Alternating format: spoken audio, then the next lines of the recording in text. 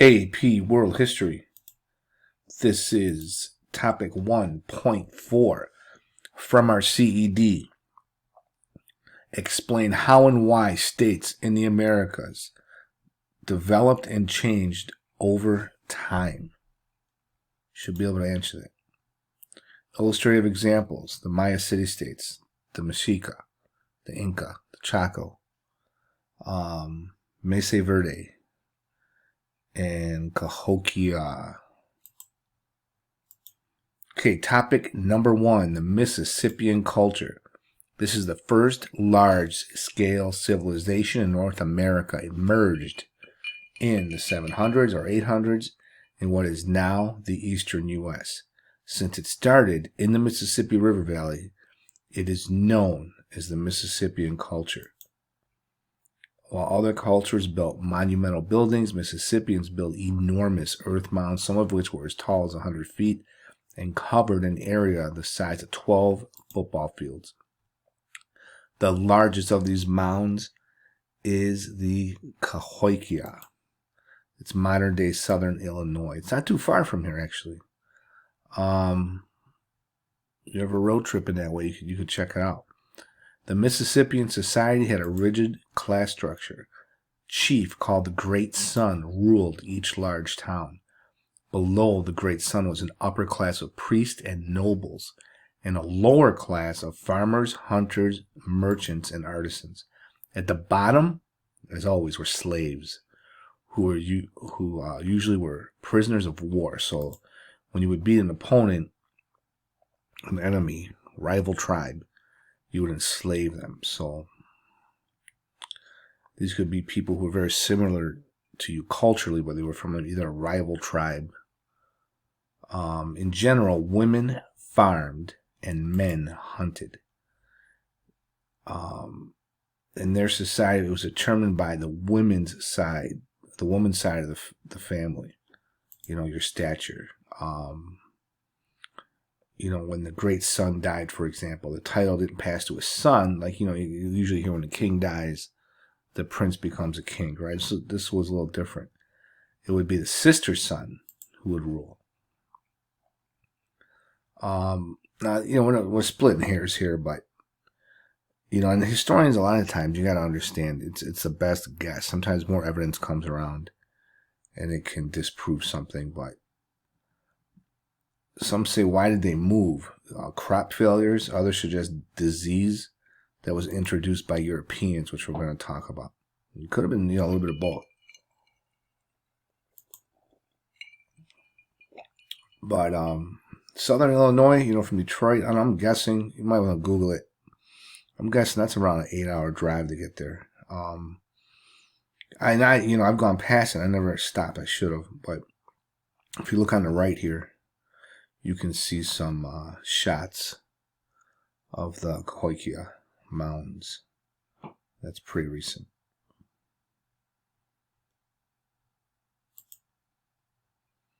Okay, so soon after the rise of the Mississippian civilization, various cultures emerged in what is now the southwestern U.S. Living in a dry region, people developed ways to collect, transport, and store water efficiently. In addition, because of the climate, trees were small and scarce, so people had little wood to use to build homes. Two cultures are going to be well known for their innovations: Chaco and Mesa Verde. Multi-story homes, right? They put it like in the sides of cliffs using bricks made of sandstone. Both groups are going to decline in the late 13th century as the climate became drier. Here you see Chaco in New Mexico. It's kind of amazing architecture and some engineering going on here, and some building skills.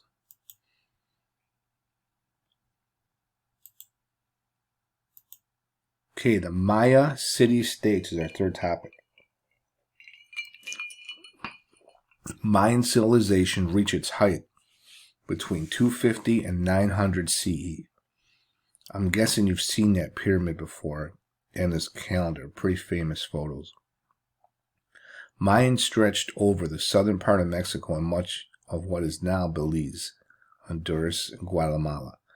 You know, and on that note, guys, just please, the pictures I put in a PowerPoint, you know, it takes a lot of extra time for me to do this. There's a reason.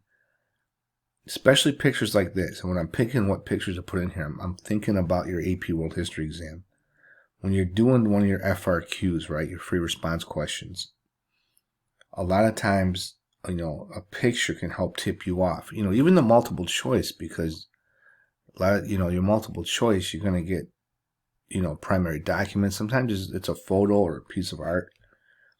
If you're just aware of what a certain civilization, what their buildings look like, what their art looks like, what their dress looks like, you know, it can kind of tip you off and maybe help you eliminate some wrong answers. It can help you get a better score. So please focus on the images that I'm putting here and kind of store that in your mind. Most lived in or near one of the approximately 40 cities that ranged in size from 5,000 to 50,000 people. At its peak, as many as 2 million Mayans populated the region. The main form of Mayan government was the city-state, each ruled by a king and consisting of a city and its surrounding territory. Most rulers were men. However, when no male heir was available or old enough to govern, Mayan women ruled. Wars between city-states were common. At times, city-states were overthrown. However, Mayans rarely fought to control territory. More often, they fought to gain tribute payments from the conqueror to the conqueror, and captives to be used as human sacrifices. The Maya city-states, each Mayan king claimed to be descended from a god. The Mayans believed that when the king died, he would become one of its ancestor gods. The king directed the activities of the elite, scribes and priests who administered the affairs of the state. Royal rule usually passed from father to son, but kings who lost the support of the people were sometimes overthrown. The common people were required to pay taxes, usually in the form of crops, and to provide labor to the government. City-states had no standing armies, so when war erupted, governments required citizens to provide military service. No central government ruled all Mayan lands, although often one city-state was the strongest in the region and would dominate its neighbors. The Mayans were innovative thinkers and inventors. They incorporated the concept of zero into their number system, developed a complex writing system, and learned to make rubber out of liquid collected from rubber plants. Mayan science and religion were linked through astronomy. Based on the calendar, priests decided when to celebrate religious ceremonies and whether to go to war. One task of priests was to conduct ceremonies honoring many deities. Among the most important were those of the sun, rain, and corn. Mayans made offering to the gods so prayers might be answered. War captives were sometimes killed as offerings. Now, the Aztecs, they called themselves the Mexica. They migrated from central Mexico to the north in the 1200s. They founded the capital of Tenochtitlan in 1325. That's modern-day Mexico City.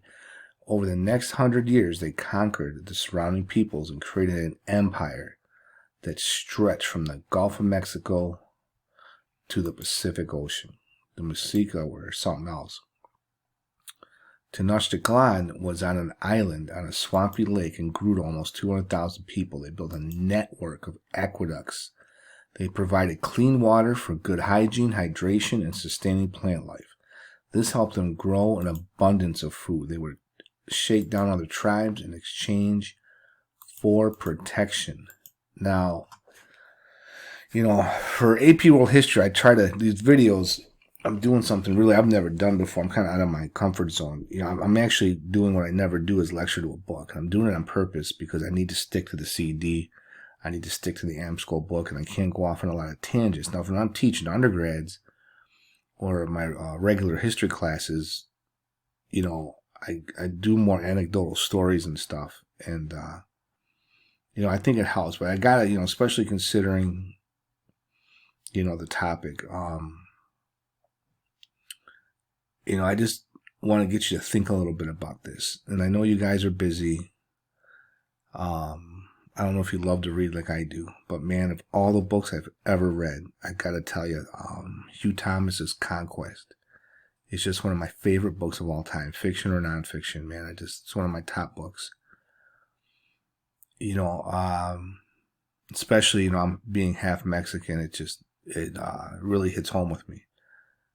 I remember as a kid wondering, you know, people from Japan, they speak Japanese. People from Italy, they speak Italian. Like, I'm half Maltese, so my mother's side of the family, you know, when we visited my grandparents on Cahalan, off of Springwells, you know, they spoke Maltese. People from Malta speak Maltese. Makes sense. People from Mexico, they speak Mexican, right? Nope. Speak Spanish. Why is that? Why are they Catholic? Right? This is why.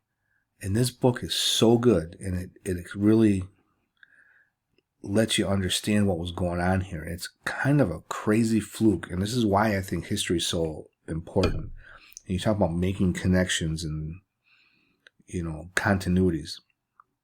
When the Spanish come here, when Hernan Cortez comes to Tenochtitlan, Mexico City, in 1519, he's only got like, now it's been probably 20 years since I read this book, or 25 years or something, but I think he had like 550 soldiers.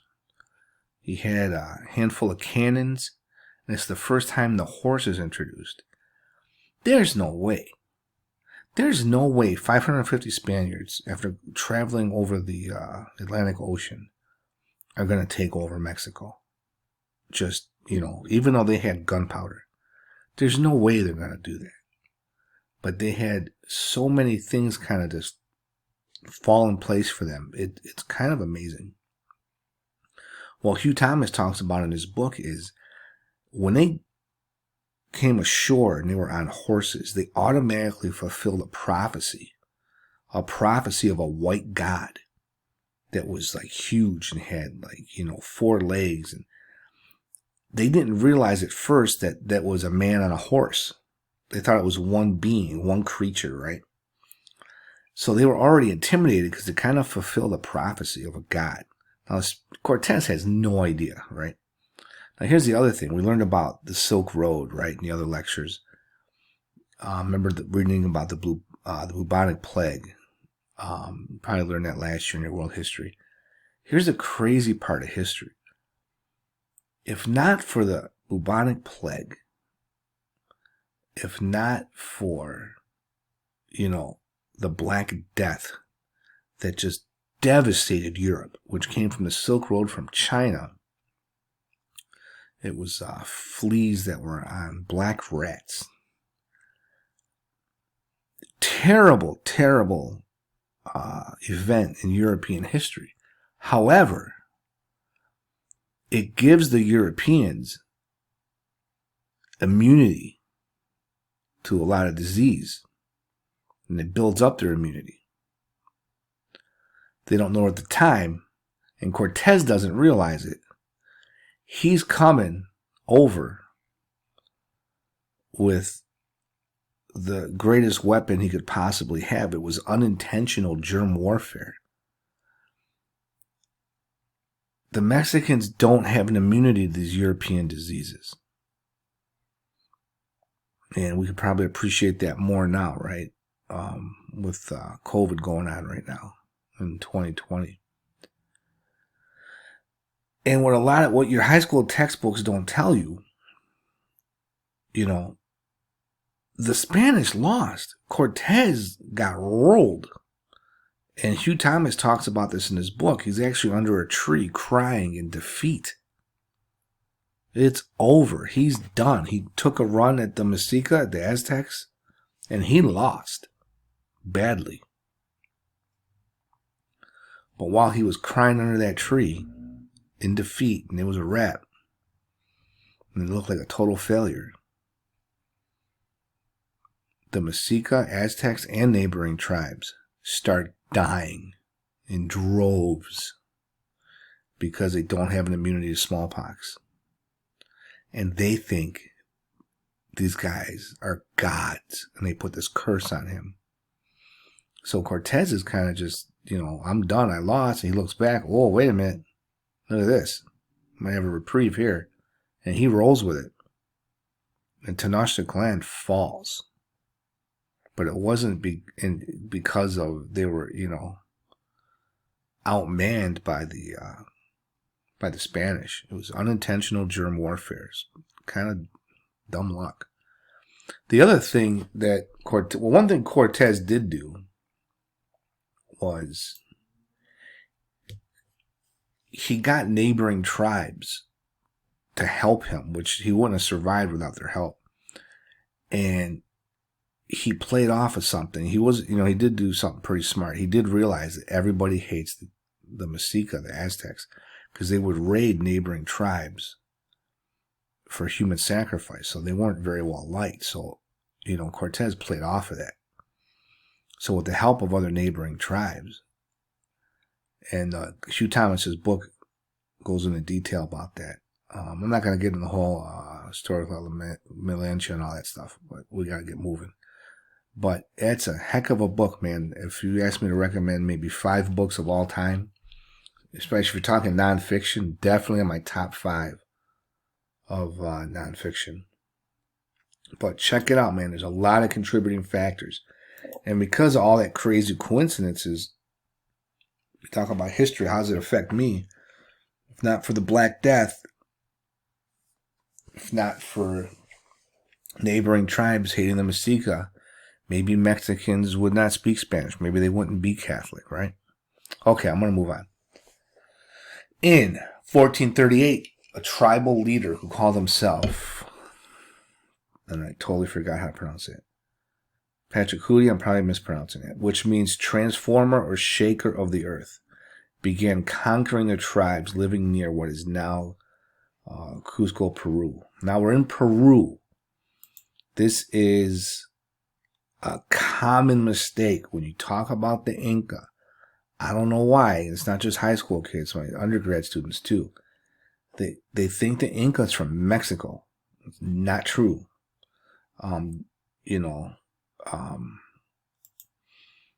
There's a lot more to, Latin America than Mexico, right? So we're in Peru, so make sure you remember that. Extended from present-day Ecuador in the north to Chile in the south. Okay, these military victories. So they're branching out. They're conquering other places. Now, these maps I show you guys, and kind of just get an idea of where stuff is, where stuff is located. In order to rule the extensive territory efficiently, the Incan Empire was split into 4 provinces, each with its own governor and bureaucracy. Conquered leaders who demonstrated loyalty to the empire were rewarded. In contrast to the people living under the Aztecs, conquered people under the Inca did not have to pay tribute. Rather, they were subject to the Mita system, mandatory public service. Okay, the Inca. The name Inca literally means people of the sun. Now, usually if we were in class, if we weren't online due to COVID, there's 2 great videos that come to mind with this lesson by Rage Against the Machine, and one of them is People of the Sun.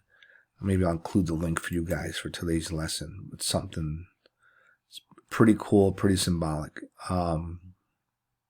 Inca rules were considered to be entities representative of the earth. As the center of 2 critical elements in Incan religion, honoring of the sun and royal ancestor veneration, the Temple of the Sun in Cusco formed the core of Incan religion. You see the photos on the right. So, they mummified, they worshiped their ancestors, they expanded the empire. Priests have a lot of power. They're consulting the priest. And the Incas were really about, the gods control everything, right? Everything's about the gods. But, they did have a lot of achievements in mathematics, agriculture, bridges, roads, etc. Now, the Inca, there's a very famous picture on the right here. And this picture was made even more famous with, just one of the best nonfiction books ever written, at least in my lifetime, Guns, Germs, and Steel. That book was a game changer. Upon the arrival, so know this picture. This picture would end up being on the cover of Guns, Germs, and Steel. Upon the arrival of the Spanish conquistador Pizarro, the Incan Empire was in the midst of a civil war, and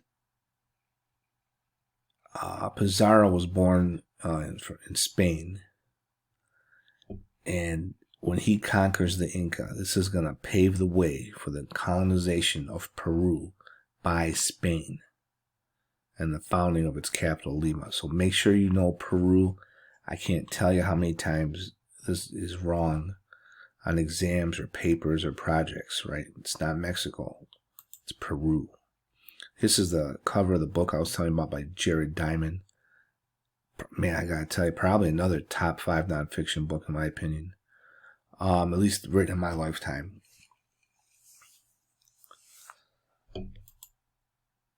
If you get a chance, man, those are 2 books. That Conquest by Hugh Thomas and Guns, Germs, and Steel doesn't get much better than that. And it kind of gives you a sense of where we are now and how we got here. You know, especially me being, I always wished I spoke Spanish. I never picked it up. But my grandmother sure did. And just, my grandmother spoke Spanish. She went to church every Sunday. And it's like, why really? It's history. That's the power of history. But anyway, don't want to go off too much of a tangent, but I just think it's one of the most fascinating stories for everything I've ever read in history is Cortez in 1519 coming to Tenochtitlan. And then, the after effect, what happened after that, the impact. Here's our illustrative examples from the CED. We're going to work on these in class.